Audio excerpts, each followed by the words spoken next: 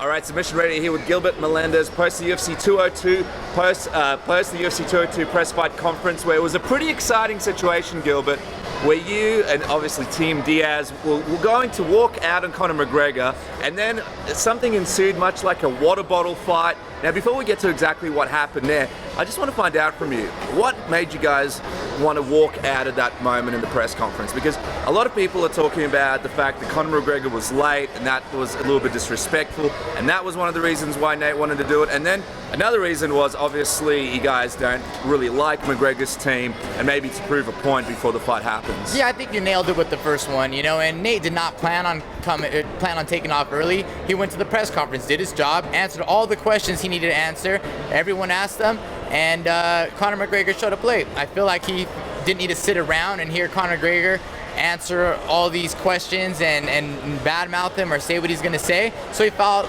he should get up and go, and I thought he did. Some trash talking started, bottles started flying. This is the fight game, but did Nathan do anything wrong? No, I thought he made a very smart decision, and I think we're going to get a couple extra buys on that pay-per-view after that altercation. Yeah, these guys are selling the fight, I could say, but they genuinely want to fight each other, and that's what's great about this. These guys really mean what they're talking about.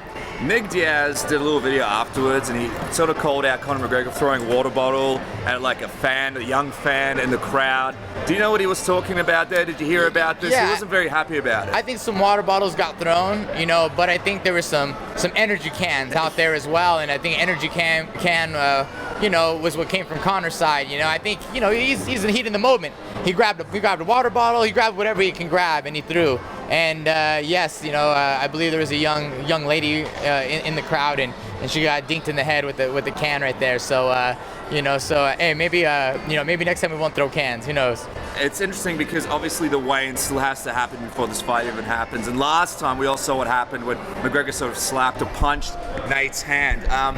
What are you guys expecting from this weigh-in? Will you be ready to sort of jump in if something like that happens again? Will the team be on alert and ready to jump on stage? What's going through the sort of team mentality going into that weigh-in? Oh, always ready. But last weigh-in, Dana White was actually between them really well, and it was the press conference where he was able to hit Nate's hand. I think we've learned, and there's a lot of security actually at the press conference today, and actual cops there to make sure the fight happens in the octagon. But yes, Nate has loyal friends. These guys are friends from back in the day, and friends like myself and Jake and his brother and family, and these guys are, they're willing to die for this guy. This is, people valuing friends, and, so they're always ready to go to battle for him. But I think it's going to be under control, and I believe, Dana will have it under control. And, last time Nate gave him a little flinch and, fainted on him, and Conor had a little flinch, so I'll be excited to see what happens at the weigh-ins this time. Dana White obviously not happy because Conor didn't show up. Did he have a word with you guys after this press conference to say, look, you can't do this again? Did he speak with you guys at all about what happened? No, I was with Nate. He just, we just left the venue and, went to his room, got some space, just left the chaos. But no, I feel like everyone was a little frustrated. This is the second time. Last press conference, Conor was late too as well, and Nate, played the role. This time I think Nate's the A guy. He's the winner. He won the last fight. He doesn't need to sit there and as well as the show went on without Conor. He's maybe the biggest star in the UFC, but he'll never be bigger than the three letters UFC. And the show will go on, the business will go on without Conor, and that's what happened. The press conference went on, and I thought it was absolutely fair. Yeah. I want to get your thoughts on what's going to happen in the fight on Saturday. Obviously, the big rematch. A lot of people are excited to see what's going to happen. But before we get to that, just quickly, is there a real animosity between Team Diaz and Team McGregor, or is it just more focused on Conor McGregor? Or do you guys legitimately have an issue with his team? I think what it works, I think how it goes is, you have your team. Nate is my team. He is my brother. You signed to fight him. Hey, you know, we're rooting against you. You know, I respect Conor. I respect his fighting skill. I respect what he's done. But he signed on the dotted line, and you know, and Nate has a certain mindset, and we have to stand behind him. You know, Nate's been there's been fighters that he's had, he's been cordial with, and they've been respectful, and it's been okay. You know, so that happens. You know, and yeah, you know, Conor has his team out there, and it's escalated to this. And you know, and again, you know, Team Diaz, you know, we're ready to back him up and do whatever it takes, you know, for him. You know what I mean? And you know, so yeah, man, this is a fight. You know, this is not a game. This is a real fight. These two guys are really gonna go out there, and you know, they're fighting for big money, and they're fighting for a lot of respect out here, and a lot of pride. So yeah, there is a little bit of animosity out there.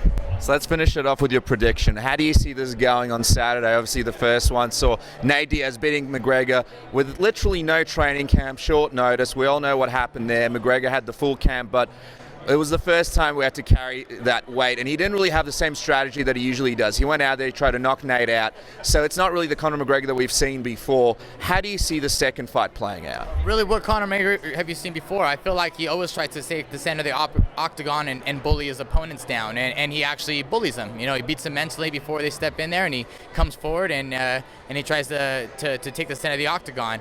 I believe he tried to do that against Nate. You know, Nate weathered the storm. I think it was a little amateur of Conor McGregor to run a sprint in a marathon, which is a 5-minute bout.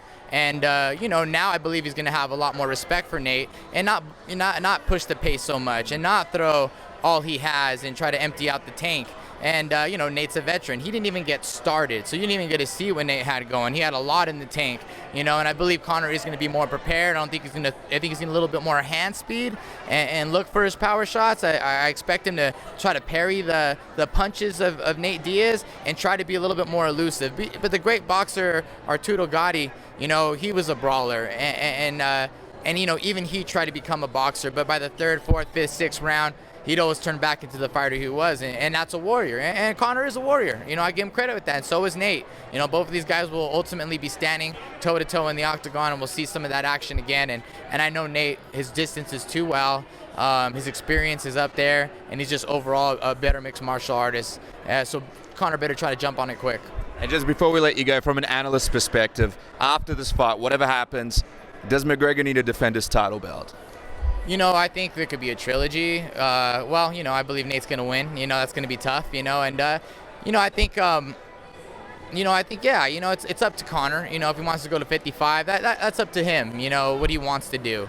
And, but, I mean, it makes sense for him to go defend his title out there.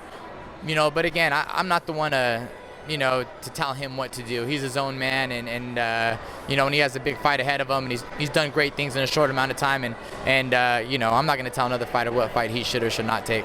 Okay, we appreciate the time. Looking forward to UFC 202. Excellent.